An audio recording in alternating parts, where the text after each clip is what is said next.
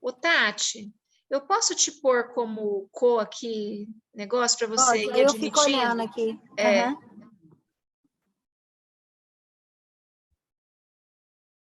Ah, não. É nas bolinhas aqui, né?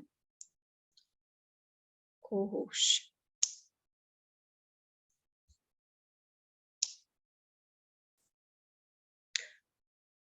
Começou a gravar já, gente? Sim, né? Começou. Tá. Então, boa noite para quem está chegando agora, Nathalie. Vamos começar então o nosso encontro. Tive que cancelar o último, né? Porque tive meus problemas pessoais. E já antes da gente começar, eu quero dizer para vocês o seguinte: o nosso próximo encontro estava marcado para que dia, Tati? Você sabe ver aí rapidão para mim? Deixa eu olhar aqui. Não, mas aqui dá para ver também, não. Estava marcado. Seminário 6 aqui, tá no quadrinho aqui. Estava marcado para o dia 23/11. 23/11, eu não vou estar aqui. Eu vou estar num compromisso da escola e vai ser uma coisa... eu vou para fora do país e vou ficar uns dias. Então, eu não vou estar aqui. Então, a gente vai pular esse e vamos nos ver lá no dia 7/12. Por conta disso, hoje eu vou tentar falar de 2 lições do Lacan, tá? Porque então assim, gente, esse é um seminário longo que Lacan começa lá do início, fazendo o quê? Falando do grafo do desejo, retomando o seminário 5, que é onde ele fala com detalhe, que ele constrói o grafo do desejo, né? Ele começa lá no seminário 5, daí tem aqui o 6, e aí tem aquele outro texto que a gente viu, que eu esqueci o nome agora, que também é para construir o grafo do desejo. Ele retoma isso, então, né? Depois ele pega o sonho do pai morto e fala desse sonho também exaustivamente, como vocês viram que a gente foi fazendo, né, lição por lição, acompanhando lição por lição. Agora, Lacan vai pegar um sonho da Ella Sharp e vai fazer a mesma coisa. Não é um sonho da Ella Sharp, é um sonho que está no livro da Ella Sharp, que eu coloquei para vocês aí no grupo, o trecho, né, que Lacan comenta, que é o capítulo 5 desse livro, que ela escreve sobre os sonhos. E ele vai também falar bastante desse sonho, os detalhes, exaustivamente, para falar do desejo. Então, eu acho que talvez dê para a gente, né, vamos ver como é que caminha o encontro, talvez dê para a gente falar de mais de uma lição, das 2 lições, né? Vamos ver, então, como é que caminha. Então, começando aqui.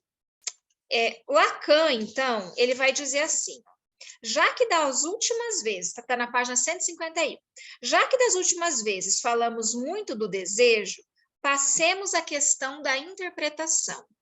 E eu gostei muito desse bloco aqui de lições do Lacan, porque ele dá muitas dicas práticas do que a gente fazer, de como que a gente pode interpretar o desejo na clínica, né? Por isso que eu gostei bastante. Então, ele começa aqui na página 152,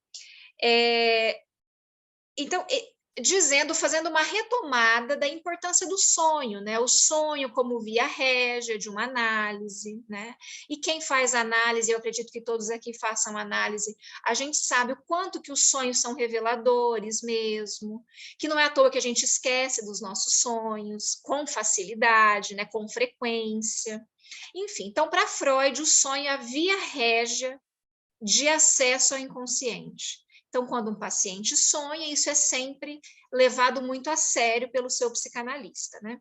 E aí, Lacan diz assim, ó, aqui nessa página 152, tudo aquilo que o sujeito diz quando vai falar do sonho é importante. A dúvida, se o sujeito duvida, fala, agora eu não sei se era minha mãe ou se era minha avó. Agora eu não sei se eu estava no quarto ou se eu estava na sala. Essa dúvida é importante, a gente precisa explorar isso quando vai falar do sonho, a entonação do sujeito, se ele está contando um sonho de um jeito e de repente muda o jeito de contar, né? Então, e isso é importante porque Lacan vai falando disso aqui o tempo todo, do enunciado e da enunciação. O enunciado, como vocês sabem, é o texto simples, a enunciação é como a gente fala aquele texto. Então, a maneira como a gente fala, como a gente conta um sonho, também é importante, é igualmente importante. As anotações que a gente faz sobre o sonho, as associações, tudo o que está envolto durante a sessão, né? Tudo que se fala durante a sessão sobre o sonho é importante. Então, Lacan acentua muito isso. Não é só o texto do sonho, é os acréscimos, é aquilo que a gente esquece. Geralmente, é uma técnica comum a gente pedir para o sujeito repetir o sonho. Ele repete, ele conta de um jeito diferente. Essa diferença também precisa ser pontuada. Todas essas formas, então, são formas de interpretar um sonho, tá? Oi, Catarina, Nathalie. Ok. Na página 153, ele diz assim: a maneira como a pessoa conta é tão ou mais importante do que o conteúdo em si. Veja só, que isso revela, isso fala do inconsciente daquela pessoa, né? Ele vai dizer aqui, ó, na página 153, terceiro parágrafo. Muitas coisas são introduzidas dessa forma, inclusive os enunciados do boato. Ouvi dizer, fulano ou cicrano falou, fulano garante que aconteceu. Essas coisas, Lacan vai dizer que é uma maneira do sujeito falar de si mesmo por intermédio de uma outra pessoa. Então, a gente não pode negligenciar isso, que tudo que é falado é sobre o sujeito que fala, né? O discurso indireto é a forma ou uma das formas mais fundamentais do discurso universal, pois a maioria das coisas que temos de expor faz parte do que recolhemos da tradição dos outros. Olha que importante. Portanto, de forma geral, podemos dizer que o enunciado comporta, por um lado, um relato de enunciado puro e simples, factual, que assumimos como nosso, e, por outro, a dimensão da enunciação, latente, que não necessariamente é posta em evidência, mas que se torna evidente a partir do momento em que se trata de relatar o enunciado de outra pessoa.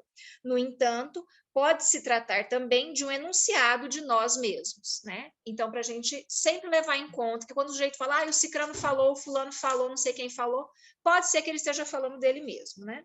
Então, Lacan vai fazendo essas pontuações, aí aqui na página 54, aí ele fala da atividade confidencial, que é um sonho, né? E ele até diz que as crianças sabem que um sonho pode ser contado, por pior que ele seja. Isso é interessante, porque por meio do sonho a gente consegue falar dos horrores, e uma criança sabe disso. Que ela pode dizer, eu sonhei que o fulano me bateu, eu sonhei que o fulano morreu, eu sonhei... A criança não precisa nem no sonho para falar disso, né? Mas o sonho é um modo aceitável de você contar dos horrores também, né?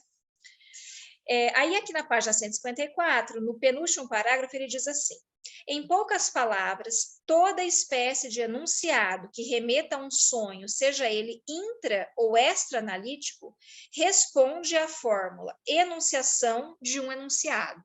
Esse eco, esse ezinho entre parênteses é isso, tá? Enunciação de um enunciado. Esta não é específica do sonho. Podemos dizer que é a fórmula geral do enigma, tá? Então, a forma como a gente fala é tão importante quanto o conteúdo que está sendo dito, tá? Página 155. Ele vai falar um pouquinho do grafo, né? E ele vai dizer assim, e é essencial que nele seja capturado, é o que o define, o sujeito é a relação do indivíduo com o significante, com sua estrutura. Uma rede se impõe necessariamente, rede esta que continua sempre sendo fundamental, tá? Então, quando ele vai falar do grafo e da nossa estruturação enquanto sujeito, essa rede na qual nós nos estruturamos enquanto sujeito, essa rede discursiva, a gente sempre está falando de significantes, ela é fundamental e vai sempre continuar sendo fundamental na vida de um sujeito, tá? Então, falando dessas coisas do sonho, ele vai dizer aqui, agora a gente vai aqui, então, para a primeira página, tá? Que é esse item 1, é disso que ele está falando, ele retoma essa importância do significante, enfim. Tem esse grafo aqui que ele desenha na página 151, né? Ele vai dizer aqui, ó, essa primeira linha de C que vai para M aí, ó, o primeiro patamar do grafo é o texto, tá? É essa rede discursiva que nos atravessou. O segundo patamar é a enunciação. Então, o primeiro patamar é o enunciado, o texto. O segundo patamar fala da enunciação, que é a maneira como você, enquanto sujeito, conta se coloca nesse discurso que te atravessou. Conta esse discurso que te atravessou. Dá ênfase ou não a um significante ou outro, né? Então, eu pensei assim, não sei, vocês podem me dizer se concordam. Esse primeiro patamar, ele, por exemplo, ele é comum, eu acho que comum não é uma boa palavra, não sei, mas ele pode ser mais ou menos comum para uma família, né? Então, você, o seu irmão, o seu outro irmão, os filhos ali eles estão enredados nesse mesmo discurso familiar. É no segundo patamar é que está aí a individualidade, a subjetividade específica de cada um. Né? Que daí é o patamar que está a fantasia fundamental, é o patamar que está o S de abarrado, é esse sujeito da enunciação, que Lacan, lá atrás, a gente já viu quando Lacan estava falando do sonho da Ana Freud, lembra do doce lá? Que ela sonha que está comendo doce, porque ela tinha sido proibida de comer doce, e aí ele vai dizer que as crianças, né, é só depois de um tempo, precisa de um certo trabalho, de um certo, como que a gente pode dizer? Desenvolvimento é ruim, mas o que me veio foi isso. Precisa de um certo desenvolvimento para que a criança possa ascender desse lugar da enunciação, dizer sou eu que está dizendo dessa forma. Né? Que sai desse lugar de objeto que o outro diz sobre você, o outro te atravessa e qual é a minha posição diante do discurso do outro. Né? Ok, então isso é nesse item 1 aqui, que Lacan comenta nesse início, antes de iniciar esse sonho da Ella Sharp. Ainda antes de iniciar, ainda antes de fazer o comentário sobre esse sonho, no item 2, ele fala algumas coisas que, nossa, eu achei muitíssimo importantes, né? Vamos lá, se a gente vai ler um pouco. Ali no comecinho, ele diz, a cadeia significante possui 2 aspectos. O primeiro é a unidade de seu sentido, a significação frasal. Digamos mais precisamente que uma frase pode ser tomada como tendo um sentido que é único, como sendo algo que forma um significante, transitório, digamos, mas que durante o tempo que existe, existe como tal por si só. Nathalie, você que está lá no grupo estudando Saussure, veja só como que para Lacan é interessante isso, que eu acho que ele subverte, mas você pode me dizer aí se está assim lá em Saussure também. Mas Lacan está dizendo aqui que uma frase também pode ser um significante. Tá? Então, a gente, com os nossos pacientes, a gente está, quando ouve uma frase, aquela frase pode representar um significante, não necessariamente só a imagem acústica, né? É a frase toda. Né? Então, esse é o primeiro aspecto que Lacan coloca. A outra face do significante é o que chamamos de associação livre. Ela implica que para cada um dos elementos da frase, e tão longe quanto se possa ir na decomposição, parando estritamente no elemento fonético, algo pode intervir e fazer com que um desses significantes caia fora, implantando em seu lugar outro significante, que suplanta o primeiro. Aí jaz a propriedade do significante. Então, a frase ou a decomposição das palavras, mesmo das frases e mesmo das palavras, que a gente pega no relato de um sonho, né? Mas isso quer dizer o quê? Mas esse outro quer dizer o quê? Mas o que você lembra que é a associação livre aí e esse poder metafórico do significante que ele vai explorar um pouco mais para frente. Isso se refere a esse lado do querer do sujeito indicado pelo fecho retroativo, sem que o sujeito saiba, portanto, de maneira inconsciente, para além de sua intenção, um incidente cruza a cada instante seu discurso e intervém na escolha dos elementos da cadeia significante. A mera troca de uma sílaba numa palavra basta para mostrar que ali está presente incidente outra cadeia significante, e que esta veio se entrecruzar com a primeira para implantar, para introduzir outro sentido, né? Eu sempre dou um exemplo que me veio aqui de novo, vou falar de novo dele. Oi, Daniel, que é de um sonho, nossa, há muito tempo atrás, de um paciente, que ele sonha com uma festa, com uma mesa cheio de docinhos, e entre os docinhos tinha um beijinho, né? O docinho que era o beijinho, né? Então, esse, eu acho que é um bom exemplo, um exemplo simples disso que Lacan está chamando de entrecruzamento significante. Então, o docinho de festa significava um outro beijinho, um beijinho lá da infância, né? Que no sonho é colocado como um beijinho esse docinho de festa, né? Um bom exemplo que eu acho. E aí Lacan vai dizer, né, que eu achei muito lindo aqui no final da página 157, quem é o sujeito da enunciação contida no enunciado em questão? Ficamos no ponto de interrogação. Esse sujeito, aliás, foi considerado por muito tempo como sendo o Deus, antes de se tornar, mais ou menos à maneira de Aristóteles, o si mesmo do sujeito. Quanto a esse para-além do sujeito, que é o inconsciente freudiano, a questão de sua alteridade não é menos permanente. Toda uma oscilação ou vacilação produz-se em torno disso. Então, o inconsciente como essa alteridade que nos habita, essa coisa que fala em nós, né? Que fala em nós apesar de nós, né? Apesar do nosso controle consciente. Então, Lacan está retomando isso. Na página 158, no terceiro parágrafo ali, agora a gente vai ler um trecho grande, porque eu achei, vamos ler essas duas páginas, que eu achei bastante importante. Quando a interpretação mais se aproxima do que a doutrina freudiana denomina no sujeito o inconsciente, quando no discurso que o sujeito profere fazemos vacilar a significação atual para deixar que dela se despregue o que implica de significante na enunciação. Isso vale para o sonho de maneira ainda mais exemplar do que para qualquer outro discurso. Então, esse questionamento do significante, né? Isso de sonhar com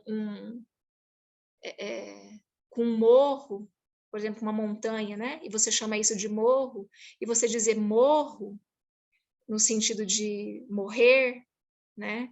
E isso que aparece no sonho. Então, o Lacan está dizendo que é isso, é questionar isso do significante, essa vacilação, que aparece o outro discurso, que aparece essa alteridade que é o inconsciente freudiano. Na análise, estamos na pista de quê? O que é que nós, como analistas, estamos ali para buscar? Se não aquilo que aconteceu de essencial no sujeito, que mantém certos significantes do recalque. Pois bem, esse inconsciente jaz precisamente nos pontos de ruptura em que o significante está implicado. E é também o significante que vai nos pôr na via do desejo do sujeito. O desejo é esse X do sujeito capturado na rede significante, nas malhas do significante, submetido à filtragem, à peneira do significante. Temos como objetivo revelá-lo, reconstruí-lo, restaurá-lo no seu discurso. Como fazer isso? O que indica que possamos fazer isso? Segundo a doutrina, a prática e a experiência freudianas, repito, a posição do desejo consiste em estar excluído, ser enigmático. Para o próximo parágrafo. Uma coisa é o que se articula nesses significantes recalcados e que é sempre uma demanda. O desejo é outra coisa, na medida em que o desejo é aquilo mediante o que o sujeito se situa, devido à existência do discurso, com relação a essa demanda. Então, eu acho muito bonita essa parte também, porque, veja só, eu acho que é bastante explicativo, né? Uma coisa é aquilo que o outro te demanda. né? Isso que você encontra lá quando você vem ao mundo, né? Isso que está lá no primeiro patamar. Outra coisa é a resposta que você dá diante do que você entende como demanda do outro. O desejo tem a ver com essa resposta que você dá diante da demanda do outro. Não se trata com efeito do que ele demanda, mas do que ele é em função dessa demanda. Veja só. Tá bem, o outro te demanda, o outro te deu esses significantes, e o que você é a partir disso, né? Onde você se agarrou e por quê, né? Que tem a ver com essa tarefa tão difícil de uma análise, que é a construção da fantasia. Que é o começo do fim da análise, é entender qual é a sua posição aí no mundo e depois conseguir sair dela, né? Na medida em que sua demanda é recalcada, mascarada, o ser do sujeito se exprime de maneira fechada na fantasia de seu desejo. Não haveria esse ser do sujeito se não houvesse a demanda, o discurso. É fundamentalmente a linguagem que introduz a dimensão do ser para o sujeito e, ao mesmo tempo, a tira dele. A restauração do sentido da fantasia, que é algo imaginário, inscreve-se no grafo entre essas duas linhas, entre o enunciado da intenção do sujeito, por um lado, e por outro a enunciação, na qual o sujeito lê sua intenção de uma forma profundamente decomposta, despedaçada, fragmentada, refratada pela língua. A fantasia, onde o sujeito geralmente suspende sua relação com o ser, é sempre enigmática, mais que qualquer outra coisa. E o sujeito, que quer ele? Que o interpretemos. Interpretar o desejo é restaurar aquilo a que o sujeito não pode ter acesso por si só.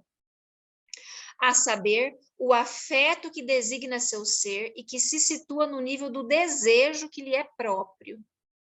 Olha só, o que um sujeito não pode ter acesso por si só? O afeto que designa seu ser e que se situa no nível do desejo que lhe é próprio. Estou falando aqui do desejo preciso que intervém neste ou naquele incidente da vida do sujeito, do desejo masoquista, do desejo suicida, do desejo oblativo conforme a ocasião. Veja só, desses desejos que estão lá recalcados e que têm a ver com os grandes enigmas do sujeito, né? Trata-se de que isso, que se produz sobre uma forma fechada para o sujeito, recupere seu sentido em relação ao discurso mascarado implicado nesse desejo. Recupere seu sentido em relação ao ser, confronte o sujeito com o ser. Esse sentido verdadeiro é, por exemplo, aquele definido pelo que eu chamaria de afetos posicionais em relação ao ser. Eles consistem no que designamos por esses termos essenciais: amor, ódio, ignorância. Veja só, é o tema do nosso encontro nacional, né? Eu espero que todos possam acompanhar ou presencialmente, enfim, ou online, né? Porque teremos as duas modalidades. Então, veja só. Eles consistem no que designamos por esses termos essenciais: amor, ódio, ignorância. Mas há muitos outros mais que teremos de percorrer e catalogar, ou seja, esses não são os únicos afetos, tá? O que denominamos afeto não é essa coisa pura e simplesmente opaca e fechada, que seria uma espécie de para além do discurso, uma espécie de núcleo vivido que não se sabe de onde caiu. O afeto é muito precisamente e sempre algo que se conota numa certa posição do sujeito com relação ao ser. Quer dizer, com relação ao ser, na medida em que o que se propõe a ele em sua dimensão fundamental é simbólico. Então, veja, a relação do afeto com o simbólico, a relação do afeto com aquilo que te constitui, que tem a ver com o seu ser, e como a gente já viu nas primeiras lições do Lacan, o ser é essa coisa inatingível que só pode ser atingida por meio do desejo, que é enigmático e também difícil de atingir, né? Então é tudo difícil, na verdade. Mas também pode acontecer ao contrário, de no interior desse simbólico ele constituir uma irrupção do real, dessa vez assaz perturbadora. Então, os afetos eles podem estar relacionados com o simbólico ou podem ser uma irrupção do real, né? Os afetos de fim de análise, ao menos do que eu já ouvi, assim, principalmente do Scovitch, tem a ver com essas irrupções do real, né?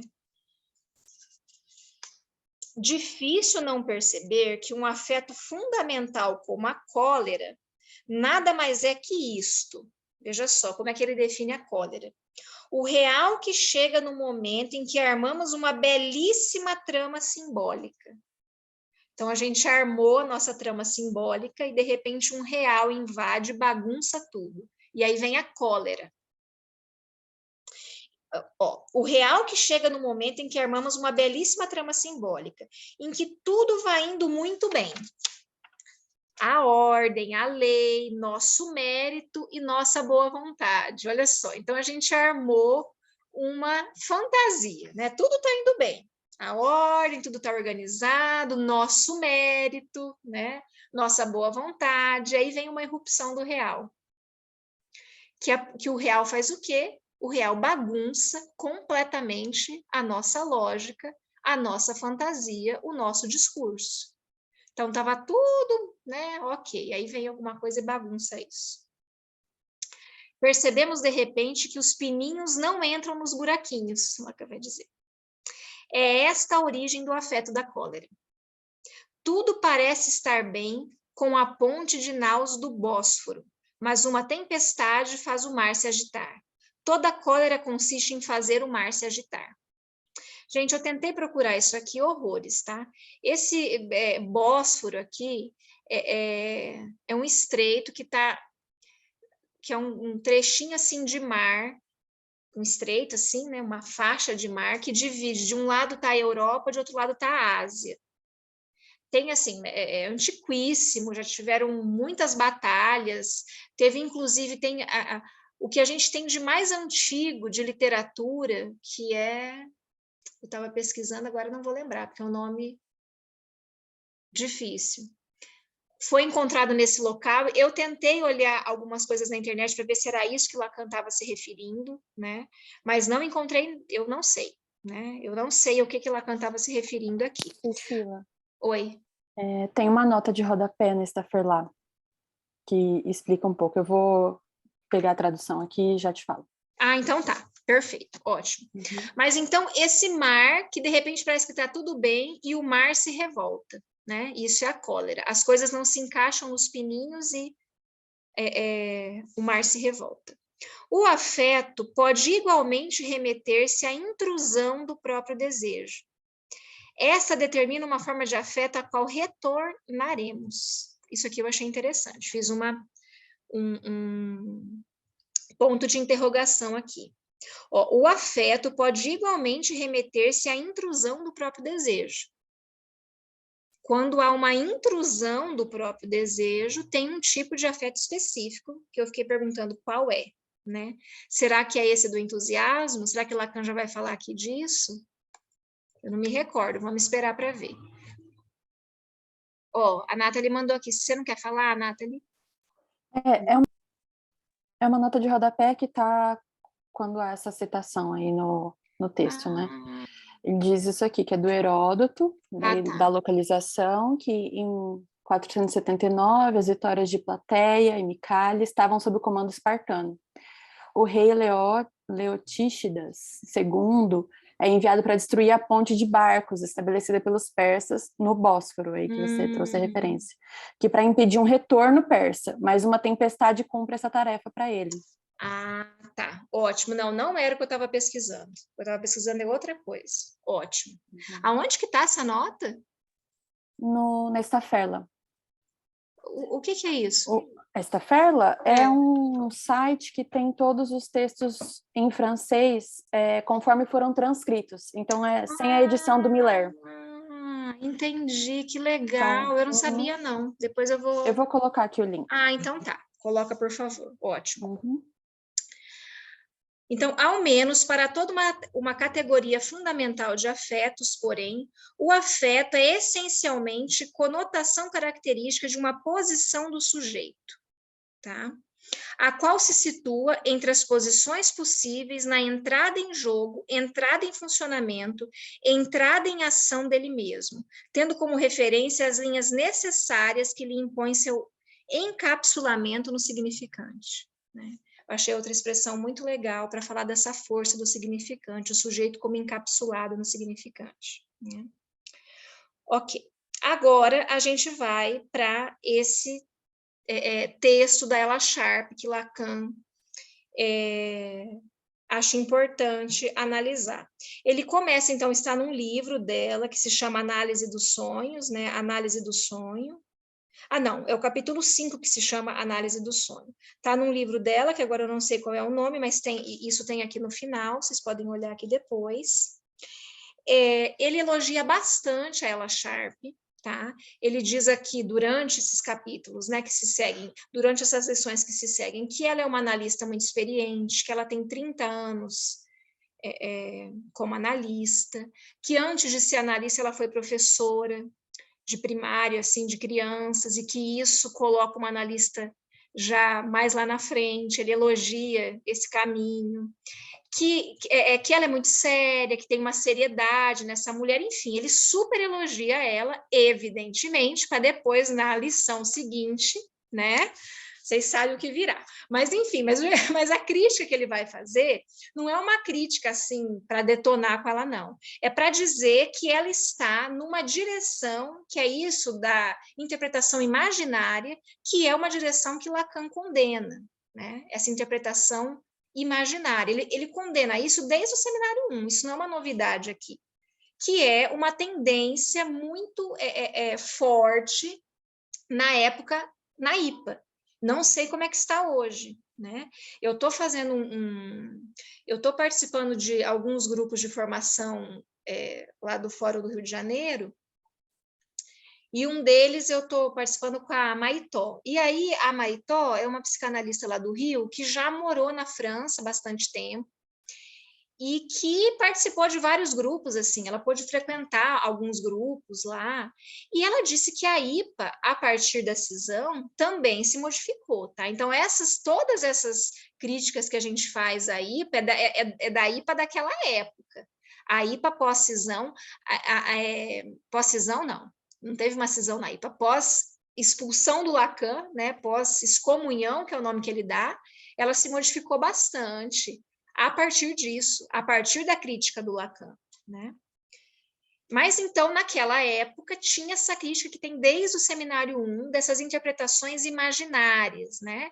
Não sei se vocês se lembram lá no seminário 1, só para a gente entender bem o que é uma interpretação imaginária, tem aquele caso, que agora, enfim, eu não sei se eu vou falar com precisão, mas é o caso de uma analista que a analisanda chega bastante chateada, tinha perdido a mãe ou o pai recentemente, acho que é a mãe, ela tinha perdido a mãe tinha morrido, era uma coisa recente, só que também a analisanda tinha sido convidada para fazer uma comunicação no rádio, na época, sobre psicanálise, era alguém da área, né?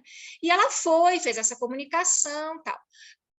Diante do mal-estar dela na sessão, a analista responde: você está assim porque está achando que eu estou com inveja, porque você foi falar no rádio de um assunto que eu gosto. Né? Então, Lacan cita esse exemplo para dizer que coisa mais bizarra que é essa interpretação completamente pela via do imaginário. Né? E pior, não é nem do imaginário do paciente necessariamente, mas do próprio analista, né? Que diz assim, essa posição de mestria, diz assim, e de superioridade, que diz assim, o que eu acho como analista está certo, né? Então, eu posso comunicar para você, porque o meu sentimento é isso de usar o que se chama o que eles chamam dessa contra-transferência no tratamento, né? Ok, então Lacan sempre criticou isso, e ele vai criticar isso aqui também na Ella Sharp, porque ele acha que ela fez uma interpretação muito pelo viés imaginário, tá? Mas vamos lá. Então, esse caso, vamos começar aqui, ó. na página, então, 160, último parágrafo. Desculpem os meus cachorrinhos aqui. O essencial do que a praticante traz de novo, né, depois da interpretação dos sonhos do Freud, é que um sonho não é simplesmente algo... Nossa, vocês estão escutando? Está atrapalhando muito? Não? Tá tranquilo. Tá. Que não atrapalha não, Pri. Tá. É que um sonho não é simplesmente algo que se revelou dotado de significância, mas que ele desenha no diálogo analítico um papel atual, que não é o mesmo num e noutro momentos da análise.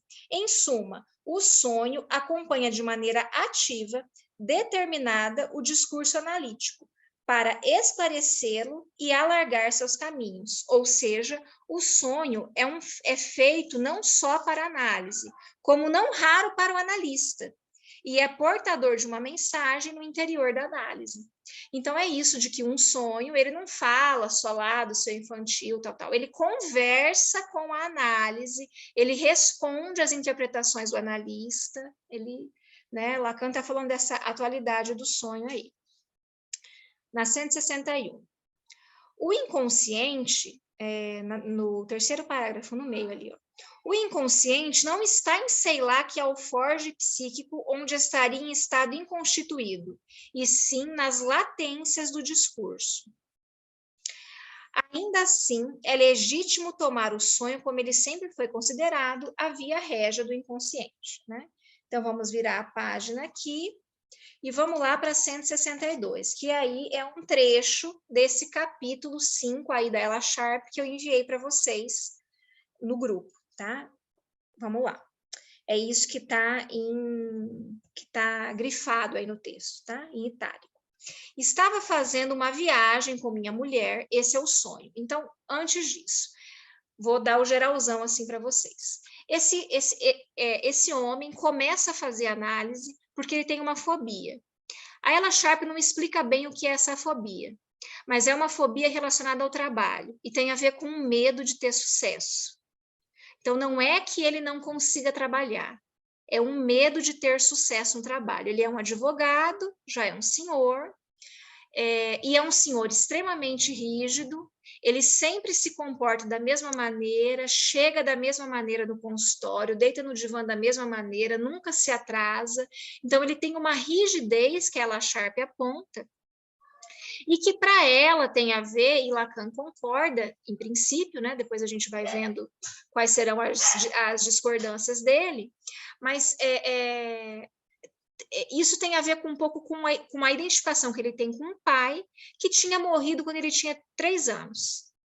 E ele nunca menciona o pai, ela diz que demora 3 anos de análise para ele falar do pai vivo. E quando ele fala do pai vivo, ele se surpreende, porque tudo que ele dizia é: meu pai morreu, ele está morto, meu pai morreu. Se surpreende pensar que o pai tinha vivido.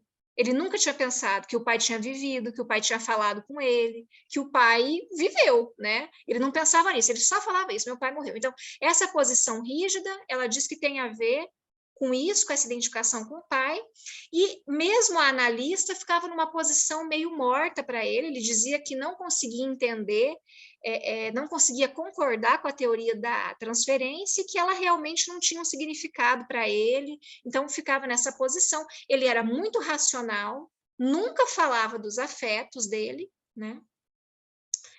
E ele chegava sempre na sessão do mesmo jeito, mas ela tinha percebido que nas últimas sessões ele tinha feito um pigarro antes de entrar.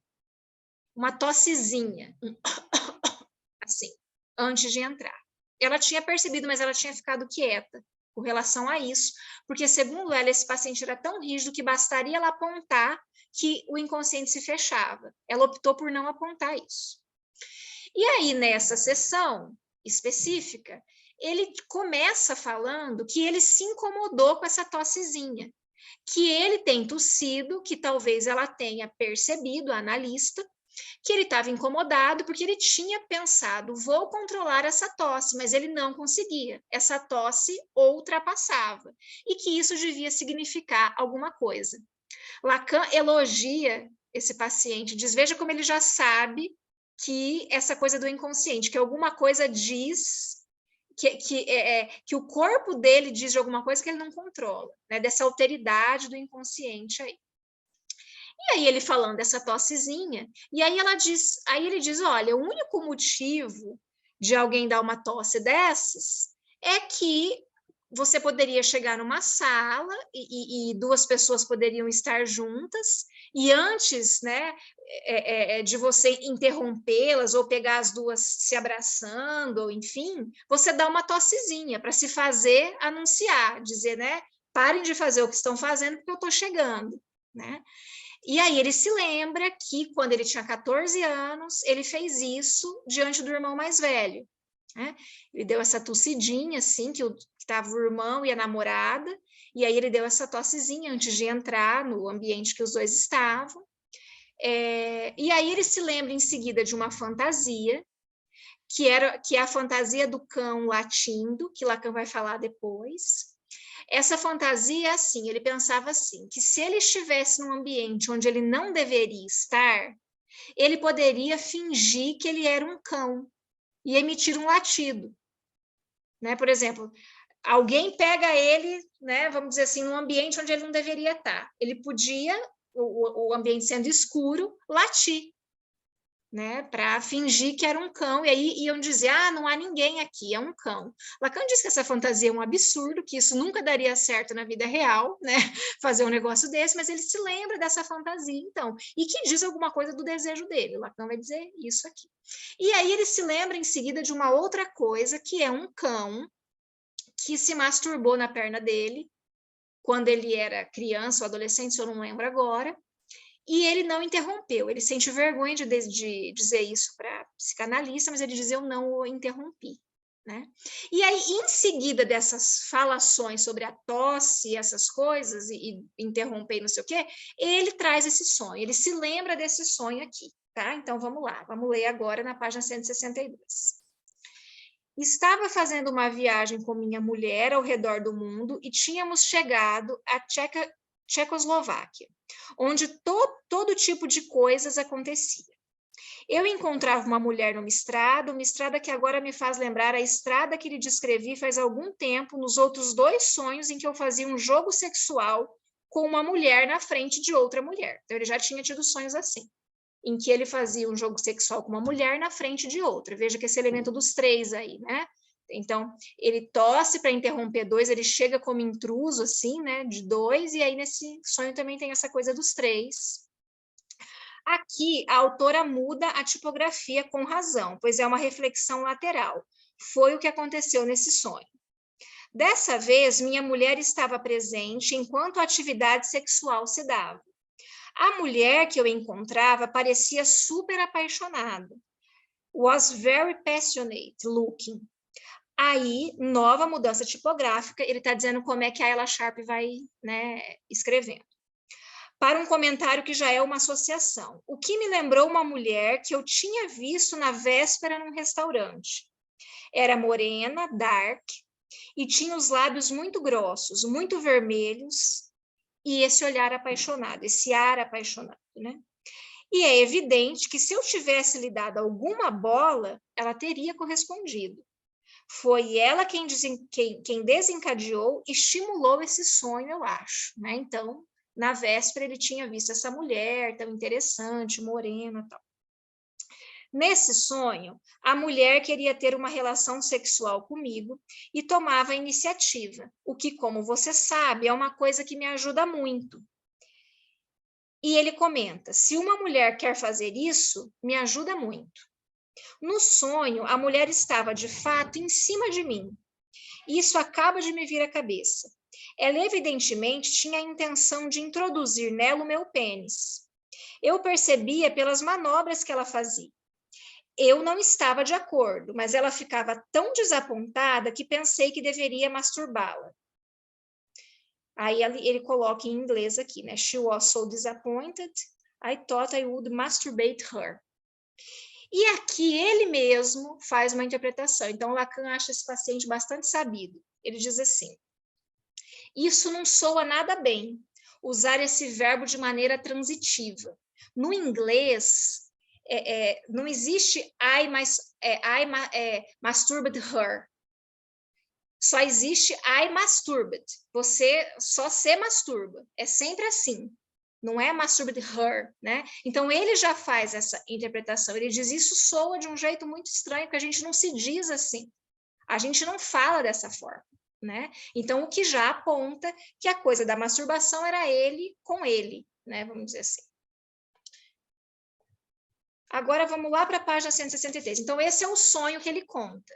E é esse sonho que daí a Ella Sharp vai esmiuçar, falar das interpretações que ela fez, enfim, e que Lacan vai analisar, então, a partir dessas interpretações que ela fez. Por isso que é bastante importante que vocês leiam, né, o capítulo 5 aí que eu mandei, porque é para vocês verem como é que ela caminha, porque o Lacan vai retomando esses trechos aqui, enfim, e aí a gente fica mais situado. Então, aqui na página 163, ó. No sonho do pai morto, segundo parágrafo, designamos na esteira de Freud, e de uma maneira que, como viram, não deixava de ter seus artifícios, o significante segundo o seu anseio, o do filho, se lembram, né? Segundo o seu anseio, ele falou um monte. Do mesmo modo, veremos aqui em que significante culmina a fantasia do sonho. Essa fantasia se expressa por essas palavras. Eu não estava de acordo, mas ela ficou tão desapontada que pensei que deveria masturbá-la. E o sujeito observa logo em seguida que é totalmente incorreto empregar esse verbo transitivamente. Toda análise do sonho vai nos mostrar que é restabelecendo a intransitividade do verbo que se descobre o verdadeiro sentido daquilo de que se trata. Tá? Ela fica tão desapontada com o quê? Com o quê? Todo o texto do sonho indica suficientemente, com o fato de que nosso sujeito não participa. Embora, pelo que ele diz, tudo na cena do sonho é feito para incitá-lo a isso. Ele não participa, né? É ela que vai colocar o pênis dele nela, é ela que está por cima dele, enfim. No entanto, parágrafo seguinte, o próprio sujeito nos faz notar que a coisa não é tão simples, que seu emprego do verbo não soa bem. E aí está o desejo. Né? Ela acaba de dizer, ó. Essa observação basta seguir a regra de conduta fornecida por Freud para considerar que ela nos põe na via, na pista, no pensamento do sonho, e aí está o desejo. Ok, virando a página agora na 164. Ela vai dizer, então, aqui, que ele é um senhor de certa idade, aquilo que eu tinha dito para vocês, casado, advogado, o terceiro parágrafo. O que ela nos diz vale a pena ser citado em seus próprios termos. A partir do momento em que o sujeito começou a exercer sua atividade profissional, como advogado, desenvolveu severas fobias, né? Então, isso não significa que ele não ousasse trabalhar com sucesso, mas que, na verdade, teve de parar de trabalhar por ter sucesso demais. É isso que eu tinha dito para vocês. Então, digamos que, diante da possibilidade imediata do realce de suas capacidades, ele fica inibido, né? Diante dessa possibilidade do realce de suas capacidades. Deixemos de lado, mas voltaremos a isso. O que a analista indica desde o começo como podendo estar relacionado com o pai. Saibamos apenas que o pai do sujeito morreu quando ele tinha 3 anos e que durante muito tempo, foi o que eu disse, ele só dizia assim, ele morreu. Isso, com razão, chama a atenção da analista. Ela entende, o que parece incontestável, que ele não quer se lembrar que seu pai viveu. Quando ele se lembrou que o pai foi vivo, foi, diz ela, um acontecimento totalmente startling, que produziu nele uma espécie de pavor. Né? Aí aqui no último... Então, aí aqui no último parágrafo ele fala do brilhantismo dessa analista, né? Que tem parágrafos brilhantes, e que essa visão, essa percepção que ela teve de que nunca escutava ele chegar e que ele chegava com essa tossezinha, é uma coisa muito importante nesse caso. Eu acho que foi a Tati que se lembrou, quando a gente estava conversando com a Marisa, tá vendo você aí? A Marisa, não sei se foi você que se lembrou, ou se foi a própria Marisa, que teve uma a Adriana, né? Que mencionou no depoimento do passe dela, eu não me lembrava, eu ouvi, mas eu não me retive nisso, que a analista dizia assim, nossa, que passos fortes. É você que falou, Tati? Ou foi a Marisa? Marisa, passos fortes, Adriana, ela disse, né? Que passos fortes, Adriana, porque ela chegava assim, meio batendo o pé. E isso mais lá no final da análise dela, né? Eu acho que mais para o final, né, Tati? Não sei, ela se lembra de um avô que fez toda a diferença na vida dela, que tinha uma relação com. Que ele era militar, né? Uma coisa assim, não era, Tati? Relação com o nazismo, né? As botas. Nazismo. A avó dela tinha sido presa no campo de concentração e tal, e tinha as botas. Ah, ótimo, Tati. Obrigada por lembrar. Eu acho que o Daniel deve ter escutado também. Ou não, Daniel, você se lembra? Peraí, gente, deixa eu pôr os cachorros para lá. Peraí. A Adriana Groisman, que veio aqui, Daniel, não sei se quem assistiu. Você assistiu? Eu me lembro, eu assisti. Aham, eu estava lá.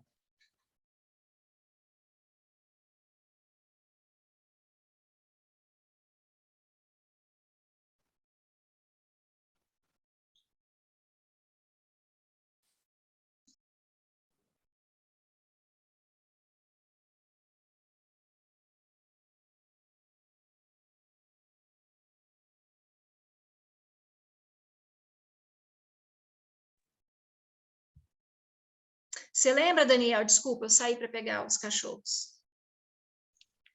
Sim, aham, tava dizendo para Tati que eu tava também no dia.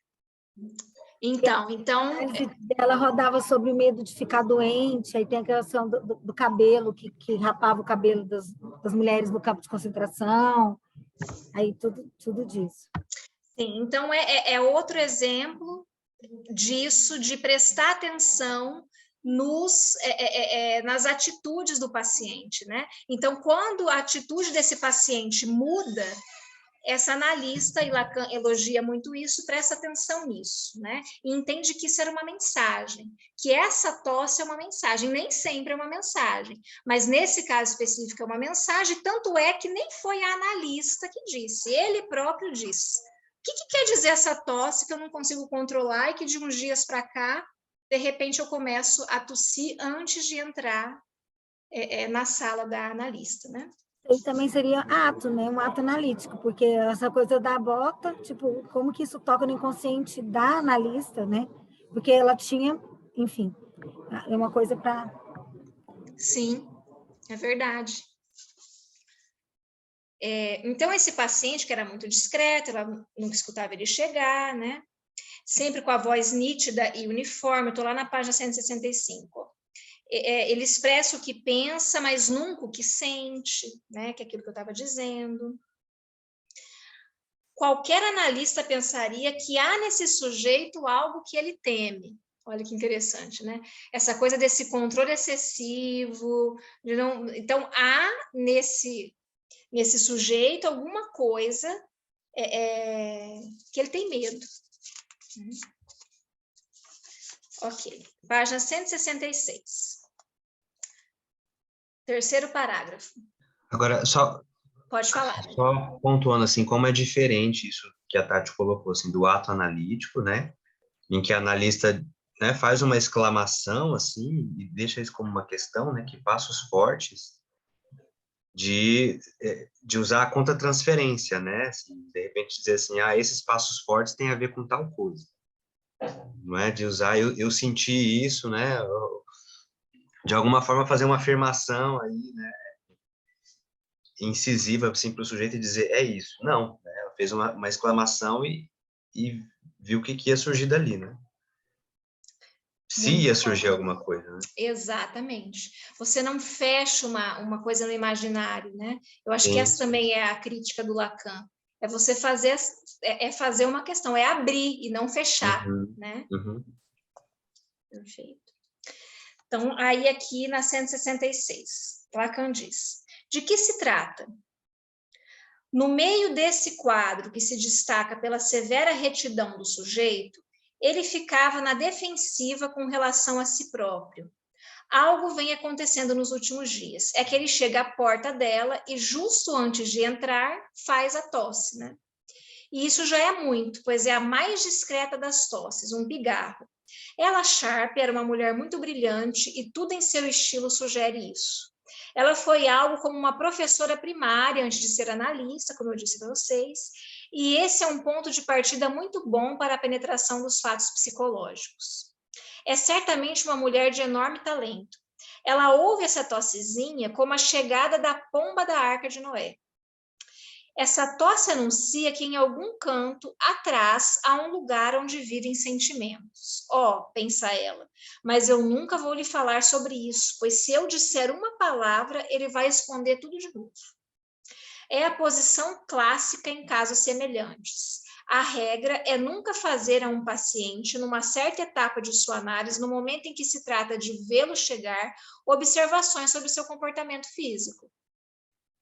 A gente não diz, hoje parece que você está mais arrumada, hoje parece que... A gente não fica dizendo essas coisas para os pacientes, né? Nossa, que alegrinha hoje, ou nossa, né? Você não fica fazendo essas coisas.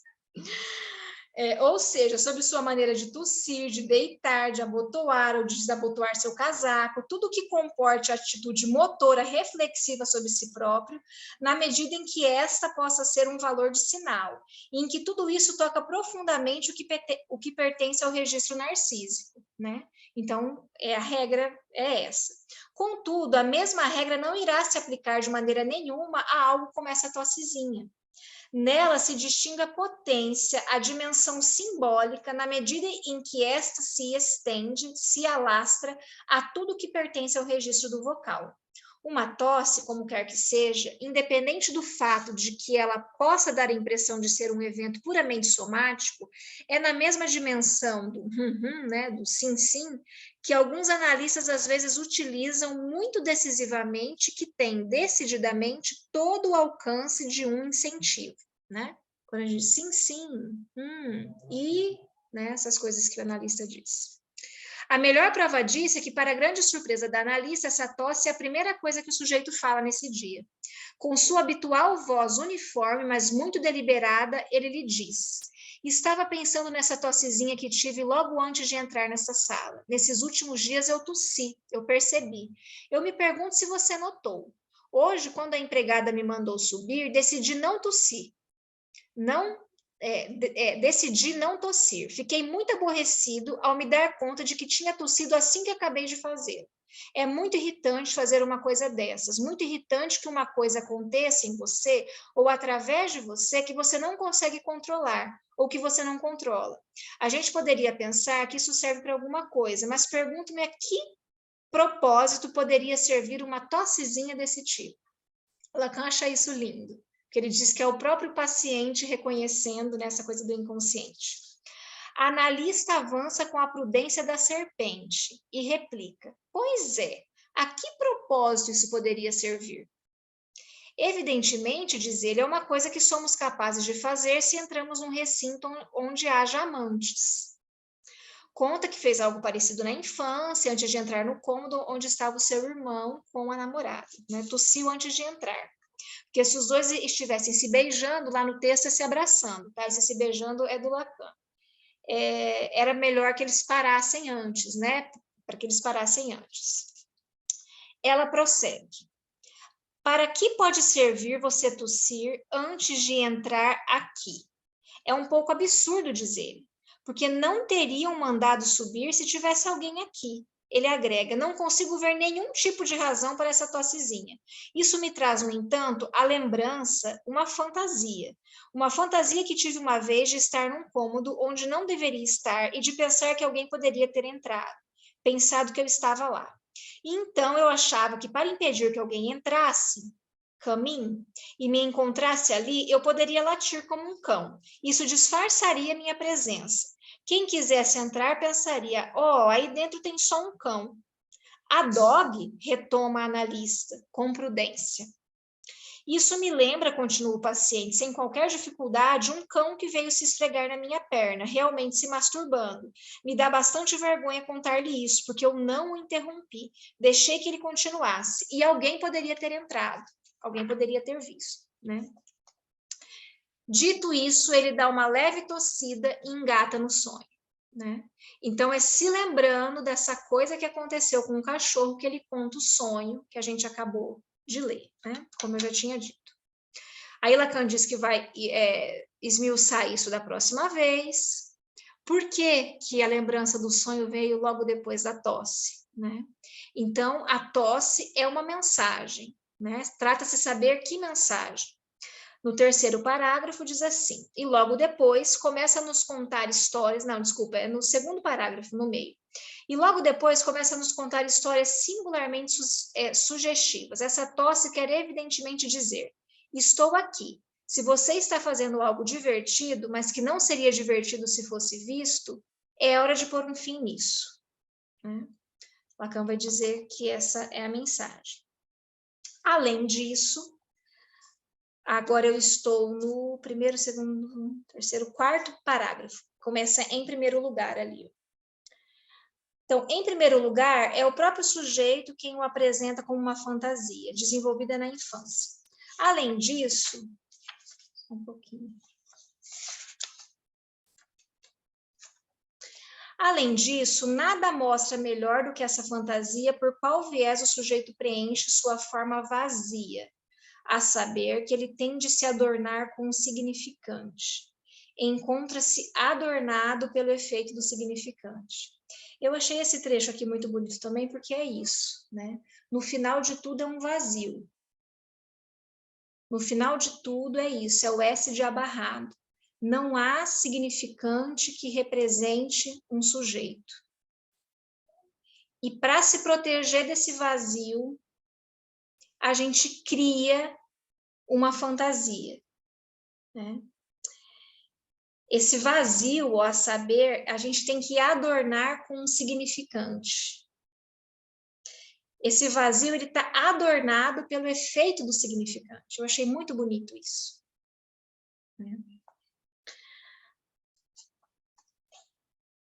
O último parágrafo dessa página. Ó. Nessa fantasia, em suma, fantasia totalmente inaplicável, se ele assinala sua presença, é fazendo-se outro que não ele.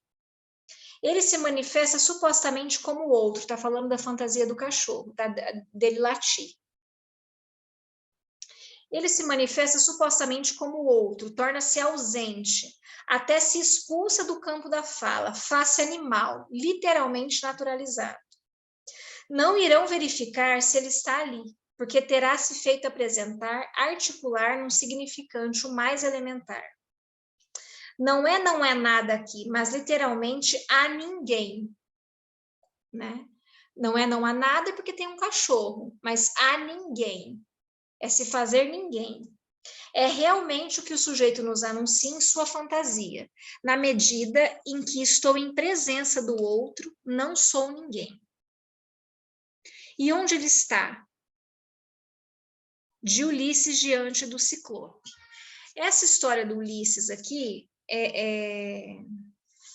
quando ele está voltando da guerra de Troia, ele está extremamente cansado, ele é o grande herói e tal. Aí ele chega numa ilha, que é essa ilha dos Ciclopes, né? Só que ele não sabe que é essa ilha dos Ciclopes, ele está muito cansado, ele chega numa caverna, ele entra nessa caverna e ele adormece, de repente chega um ciclope, que é aquele... É meio uma forma humana, gigante, que tem um olho só, eu acho, né? Eu acho que tem um olho só, e que ele come os seres humanos, assim, né? E ele percebe que tem gente lá, e ele pergunta, né? Quem tá aqui? E aí o Ulisses responde, Ulisses que é tão sabido, tão astuto, né? Essa história para falar disso. Responde, ninguém. Ulisses responde assim. E aí ele devora alguns homens, e os outros se escondem, e no outro dia, eles elaboram um plano, né, Ulisses e os outros companheiros, para sair da caverna, porque eles seriam devorados, né? E eles cegam o Ciclope. Eles dão um jeito de cegar o Ciclope. E o Ciclope grita assim muito para chamar os seus irmãos. E quando os irmãos chegam, eles falam, o que está acontecendo com você? Ele diz, ninguém me machucou. E aí os irmãos vão embora, porque ninguém me machucou, né? E aí nessa, Ulisses depois ele sai, porque daí ele estava cego, então ele não conseguia ver, ele sai embaixo das ovelhas, assim, que ele criava ovelhas, esse Ciclope. Então ele sai por debaixo das ovelhas e consegue escapar. Então Lacan traz essa história para dizer isso, né? Do ninguém, do se colocar como ninguém, e que tem a ver com a fantasia desse sujeito, aqui em específico, que a gente vai ver nas próximas lições do Lacan também. Ó, teremos que levar a análise mais longe para ver em que sentido e como o sujeito é ninguém, né? Ok, vamos ver que hora que é. Eu acho que dá para a gente seguir um pouquinho, porque essa outra aula, para quem chegou por último, gente, não escutou o que eu falei de início, o nosso encontro de novembro, eu não vou estar aqui. E eu não vou estar aqui por um tempo um pouco longo, e aí eu vou fazer só em dezembro o nosso próximo encontro, tá? Então, só em dezembro. Então, eu gostaria de avançar um pouquinho hoje nessa outra aula, para depois, em dezembro, daí eu também conseguir dar uma avançada, para a gente não perder o nosso ritmo de uma lição por encontro, já que eu tive que cancelar um e não vai ter o de novembro, tá? Tudo bem para vocês? Já que ainda é 9h12 aqui, tudo bem? Tá. Então, a lição seguinte é a fantasia do cão latino, né? Que Lacan vai falar um pouco mais disso, né? Então, aqui, na página 171, ele faz a primeira crítica à interpretação da Ella Sharp. Porque Ella Sharp interpreta isso dizendo assim, isso aí é sua vontade de ser onipotente, fala da sua onipotência infantil. Exatamente, eu acho que o que o Daniel falou foi ótimo, porque é exatamente isso, ele traz o sonho, e aí ela diz assim, isso é porque você tem uma onipotência infantil, porque você separou seus pais, né? Teve algum momento em que você separou seus pais estavam juntos, e você separou seus pais, e você não queria que seus pais tivessem outros filhos, então você se sente muito onipotente depois disso, e ele interpreta dessa maneira, essa fantasia de onipotência do sujeito, e aí hoje ele tem dificuldade de mostrar a potência dele. Veja, não é que isso esteja errado, talvez é isso mesmo, vamos ver como é que Lacan vai falando mais adiante, né? Mas dizer dessa forma, pegando elementos que o sujeito não trouxe, é agressivo, né? Eu acho que soa assim, muito agressivo. Então, essa é a primeira crítica que Lacan faz aqui, ó. A onipotência não é do sujeito, Lacan fala. A onipotência é do discurso, e é o discurso do outro. Essa que é a onipotência, Lacan vai dizer. Não é do sujeito, como a Ella Sharp fala. E Lacan vai dizer, não é sempre da onipotência que se trata, né? E aí ele retoma aqui nesse item 1, né, que esse medo de se sair bem demais também se mostrava para o sujeito quando ele ia jogar tênis. Aí aqui no finalzinho do parágrafo, ó. O tipo de dificuldade que esse paciente apresenta consiste, por exemplo, acharam no último parágrafo, no meio ali, em penar para fazer o que seria necessário para vencer um set ou uma partida, a saber, to corner, encurralar, acuar seu adversário num canto da quadra e então, como é clássico, lançar a bola no canto oposto onde o outro não a alcançará. A valorização desses sintomas por parte da analista lhe é de grande ajuda para confirmar que o paciente efetivamente sofre de uma dificuldade para manifestar sua potência, ou seja, mais exatamente o seu poder, né? Porque no tênis ele não conseguia fazer essas manobras necessárias aí. Na página 172, ele faz uma segunda crítica. E aí ele diz isso, ela faz uma interpretação imaginária, né? Aqui ele vai dizer. Porque ela interpreta isso no sentido de um conflito agressivo. Ela diz que o objetivo, vocês vão ler lá depois, é fazer o sujeito entender que ele quis matar o pai e que o pai morreu e que parece, então, que foi ele que matou, que ele que teve esse poder de matar o pai. Né? De novo, Lacan não critica o conteúdo, né, desses desejos, porque realmente, né, Lacan não falou lá, no primeiro sonho do pai morto, esse desejo que todo sujeito tem, em algum momento, de que o pai não existisse, o pai como essa função, né, que separa um sujeito de sua mãe, um bebê de sua mãe. Então, isso é um dos desejos inconscientes que a gente carrega, e cada um vai adorná-lo, eu gostei desse significante do Lacan, à sua maneira, né? Mas ela, então, Lacan diz que essa interpretação que ela faz, dizendo que trata-se de um conflito agressivo, isso situa a interpretação no plano imaginário. Tá? Sua referência, aqui está na página 172, segundo parágrafo. Sua referência é essencial e profundamente dual. Mostrarei o que justifica que ela aborde as coisas desse ponto de vista, mas já quero levantar aqui a questão de saber se a oportunidade desse tipo de interpretação é, de fato, sancionada pelas duas reações em que ela se apoia. Porque depois que ela faz essa interpretação, duas coisas acontecem, e Lacan vai questionar isso também. Nas sessões seguintes, a primeira coisa é que esse paciente, um senhor, faz xixi na cama, depois dessa interpretação dela. E a segunda coisa que acontece é que, num jogo de tênis, ele ele fica muito irritado com um colega que estava jogando com ele, e esse colega diz assim, você joga mal, esse colega debocha dele. E ele vai para uma agressividade, assim, com esse colega, né? Que é o que Lacan coloca aqui. Então, o Lacan diz, será que essa interpretação é sancionada por por isso que o paciente faz, ou não? Ou essa interpretação provoca essas atitudes porque foi uma interpretação imaginária? É uma pergunta que Lacan faz e ele vai respondendo depois, né? Então, ele mijou na cama, a primeira coisa, e a segunda, eu vou ler aqui para vocês que fica melhor. Ó. A segunda reação surge na semana que sucede à primeira, por ocasião de uma partida de tênis que ele perdeu. Depois da zombaria, do deboche, a superioridade que um assume sobre o outro, então ele fica tão furioso que pega o adversário pelo pescoço e o encurrala num canto da quadra, intimando-o a nunca mais fazer esse tipo de brincadeira. Não estou dizendo que não há fundamento na direção, na ordem em que ela, Sharp, conduziu sua interpretação. Então, ele diz, não é que essa interpretação seja sem fundamento. Veremos que ela fez uso de elementos comprovados com base na mais fina dissecação do material, mas também que ela tem ideias a priori, pré-concebidas, que é essa direção imaginária das interpretações, né? E esse que é o problema para Lacan. Na 173, aqui, ó, segundo parágrafo.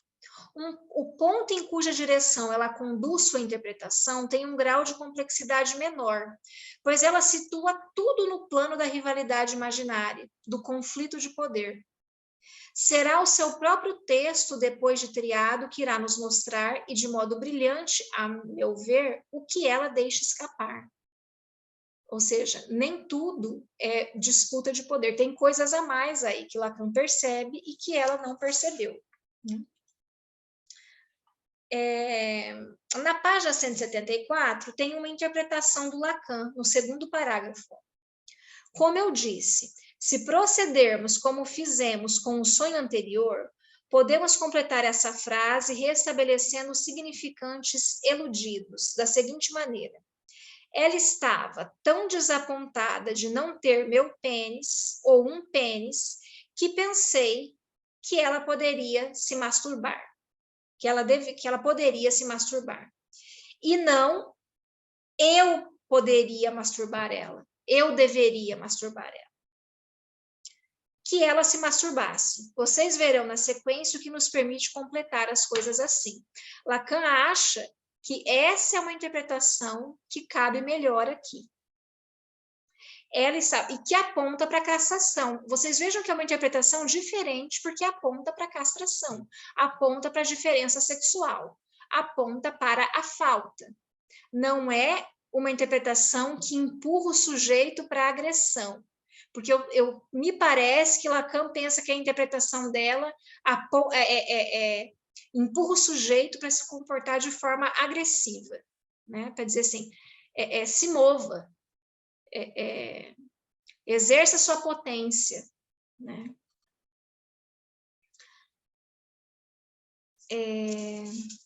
Aí ele retoma isso da finalidade da tosse, disso dos amantes juntos. Agora vamos para a página 176, que ele faz outra crítica a ela, lá no final. Penúltimo parágrafo. Posso dizer que nessa oportunidade o sujeito se mostra bem mais avançado do que ela Sharp imagina, como se nota pela surpresa que ela demonstra. É mais ou menos a forma como os pais estão sempre atrasados em relação ao que os filhos entendem e não entendem. Aqui, a Narissa está atrasada em relação ao fato de que já faz tempo que o paciente pescou o truque, qual seja o de que se trata de indagar sobre os sintomas do que se passa na análise, e que qualquer tropeçozinho coloca uma questão, né? Qualquer coisa da análise coloca uma questão. Página 177, depois desse gráfico. Só um pouquinho, não sei. Eu fiquei pensando assim nesses efeitos, então, da interpretação. É claro que a maneira como ela colocou é passível de crítica, mas será que os efeitos foram de todo ruim? Né? Porque ele está se queixando justamente disso, né? De não poder se colocar potente, né? Dessa cena infantil em que o cão se masturba nele e ele não interrompe.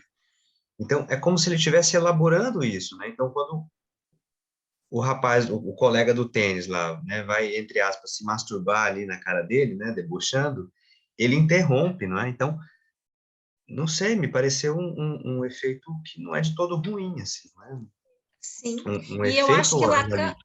mas eu acho que Lacan não acha, Daniel, que é de todo ruim. Eu acho que ele, assim, ele elogia bastante. Ele só acha que ela deixa escapar algumas coisas. Mas eu achei boa a sua pergunta, porque é uma interpretação, mas que empurra para o ato, né? Outra coisa, eu não sei, porque assim, por um lado ele age, mas por outro vai fazer com que posteriormente ele fique mais inibido, porque ele vai pensar, não consigo jogar tênis, porque eu vou lá e parto para, entende? Porque também é uma coisa que vai inibir ele depois, vai deixar ele não potente, não sei. Mas eu acho que vamos manter essa pergunta, né? Eu acho que a gente só vai conseguir responder isso quando a gente terminar esse bloco todo aqui, né? Esse bloco todo de análise do sonho. Vamos ver como Lacan vai seguindo nisso, né? Uma vez, agora eu não sei se eu vou me lembrar, eu estava no começo, há 14 anos atrás, quando eu comecei com a minha clínica, foi dos meus primeiros pacientes. Me chegou um rapaz que ele se queixou, a queixa dele, eu não vou me lembrar assim com detalhes, mas era muito assim relacionada com um pai terrível que ele tinha. Um pai que o provocava demais, demais mesmo, eu não sei os detalhes agora.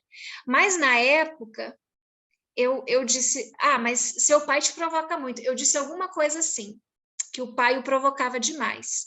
E esse paciente nunca mais voltou. Eu concordei com ele.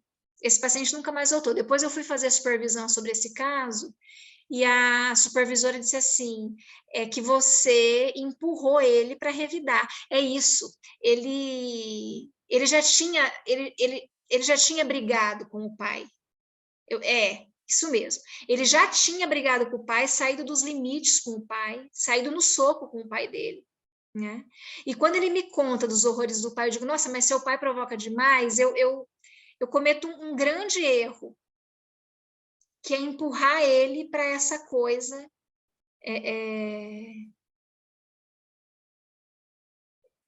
vamos dizer assim, de assinar embaixo da coisa agressiva, né? Ele não volta. Que bom que ele não volta, né? Porque ele estava se protegendo da minha ineficiência inicial aí, né? Ele não volta. Mas vamos manter essa pergunta. Eu não sei te responder, Daniel. Pensando, teve efeitos, né? Mesmo isso de fazer xixi na cama, pensa bem. Como que isso, Lacan até aponta, como que isso é diferente, né? É incomum para um sujeito adulto esse tipo de acontecimento, né? Vamos manter, então, essa pergunta. Na 177, depois do grafo. Fica evidente aqui que o sujeito de fato entrou no discurso analítico e que literalmente formula uma questão concernente ao outro que há nele, a saber, seu inconsciente. Que bonito isso, né? Esse outro com letra maiúscula que há em nós é nosso inconsciente. Esse sujeito entrou no discurso analítico. É um exemplo de alguém que já está no discurso, né? Esse nível de articulação é sempre premente em cada sujeito, na medida em que ele pergunte, mas que quer ele? Né? Que é o que foi que a gente viu lá atrás. Né? E aí Lacan vai trazer esse termo do Freud, que é o chibolé, eu acho que se lê chibolé, tá? Da psicanálise. Chibolé é uma expressão de alguma tribo que Freud, de judeus, enfim, que Freud, e ele vai dizer que o recalque, Freud, né, vai dizer que o recalque é o chibolé. Eu acho que é o recalque, eu não fui atrás disso mais, mas até onde eu me lembro é isso, que o recalque é o chibolé da psicanálise. Chibolé é uma palavra, agora eu não... Ela é assim, tem uma tribo específica que só consegue pronunciar essa palavra dizendo cibolé, e não chibolé. Então, para você reconhecer alguém que fosse daquela tribo, você reconhecia pela maneira como ela pronunciava essa palavra. Então, Freud diz, o recalque é o chibolé da psicanálise. Ou seja, a gente sabe se um sujeito é psicanalista se ele reconhece o recalque como mecanismo fundamental da neurose.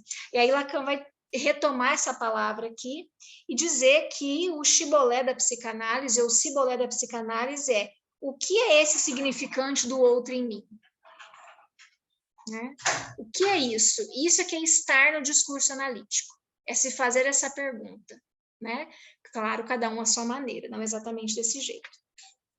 Para sintetizar, digamos, nos termos que convém ao início de nossa exposição, que o sujeito está longe e por todos os motivos de poder reconhecer que o outro é castrado, assim como não o reconhece em relação a si mesmo.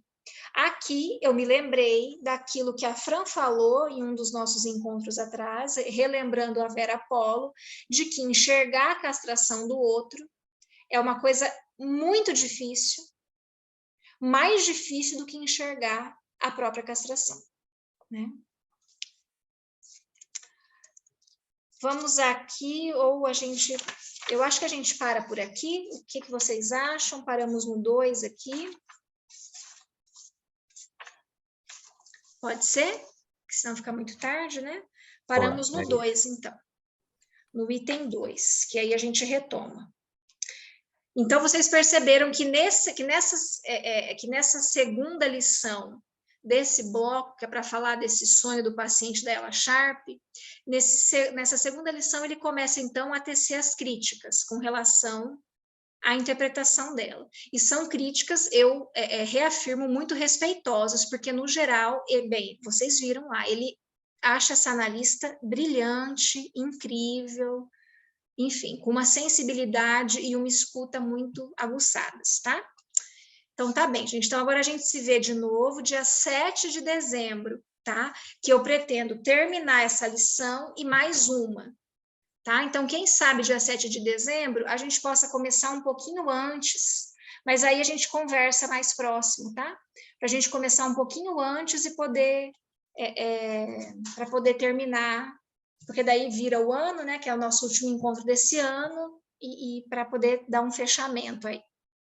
Tá bem? Alguém quer falar mais alguma coisa? Não? Ok. Então, até lá, né? Bom descanso aí em novembro.